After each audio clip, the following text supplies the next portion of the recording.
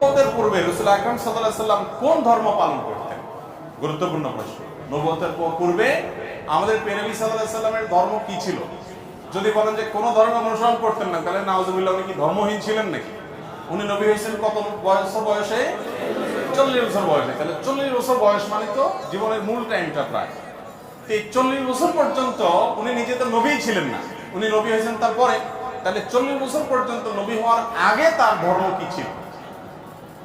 এর উত্তর হলো যে আম্মা জান আয়েশা রাদিয়াল্লাহু তাআলা আনহা বর্ণিত হাদিস, যেটি বুখারীতে আসছে, মুসলিমে আসছে, তিনি বলেছেন যে কান নবী সাল্লাল্লাহু আলাইহি সাল্লাম ইয়াখলু বিগার হিরা ইয়াতাহান্নাফ ফি।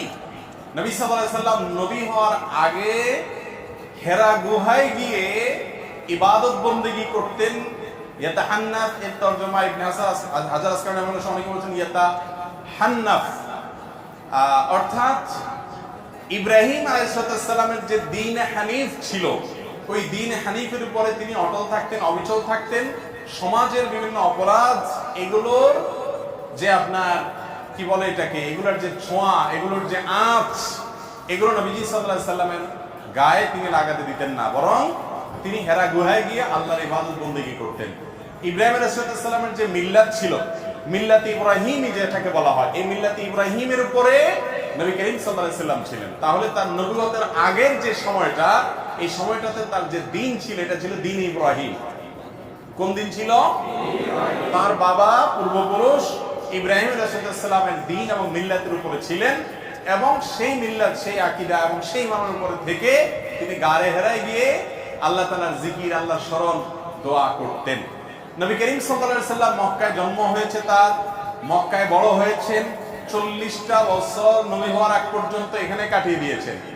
আল্লাহ রাব্বুল আলামিনের নবী হওয়ার একটা প্রমাণ এটাও যে 40 বছর একটা সমাজে একটা অন্যায় এবং শিরকের সমুদ্রের মধ্যে ছিলেন, কিন্তু শিরকের এক ফোঁটা পানি, কাদা, ময়লা, নোংরা কোনো কিছু তার শরীরকে, তার ব্যক্তিত্বকে, তার আমলকে, তার বিশ্বাসকে এক মুহূর্তের জন্য স্পর্শ।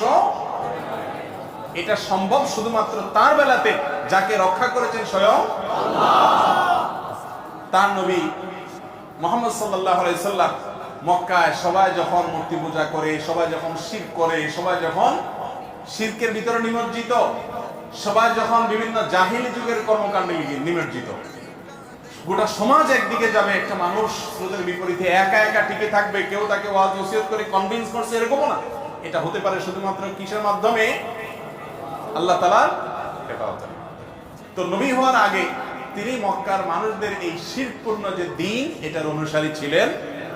তিনি ছিলেন ইব্রাহিম আলাইহিস সালামের মিল্লাতের কি ইমাম আল্লামা আলুসি রাহমাহুল্লাহ সহ বিশ্ববিখ্যাত মুফাসসির, মুহাক্কিক, উলামা ইকরাম এই কথাই বলেছেন যে তার আগের যে জীবন ছিল অ্যানালাইসিস করলে দেখা যায় যে তিনি দ্বীনে হানিফ করেছিলেন।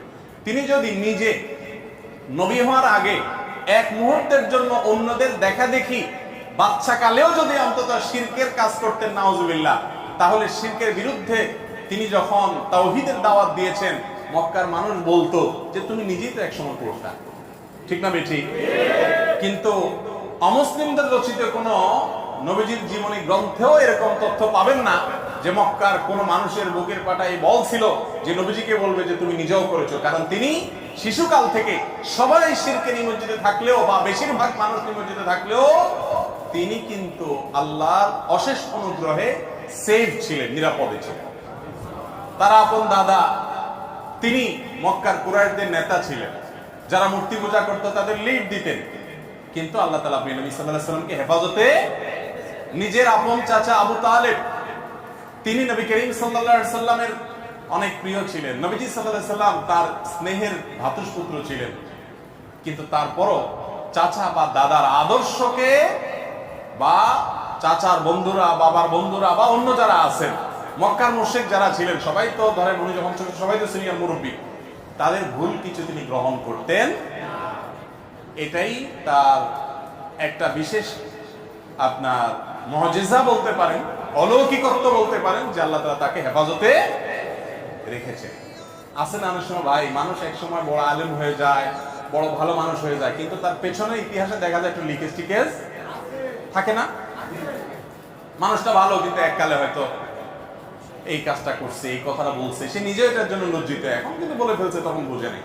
যারা নবী হন, শুধু আমাদের নবীজি না, যারা নবী হন সমস্ত নবী রাসূলদেরকে আল্লাহ তাআলা এইভাবে শিশুকাল থেকে, মায়ের গর্ভ থেকে, দুনিয়াতে আসার পর থেকে নিয়ে তাদেরকে আল্লাহ তাআলা গোটা সমাজের আগুনের আঁচ থেকে আল্লাহ তাআলা বিশেষভাবে সেভ রেখেছে।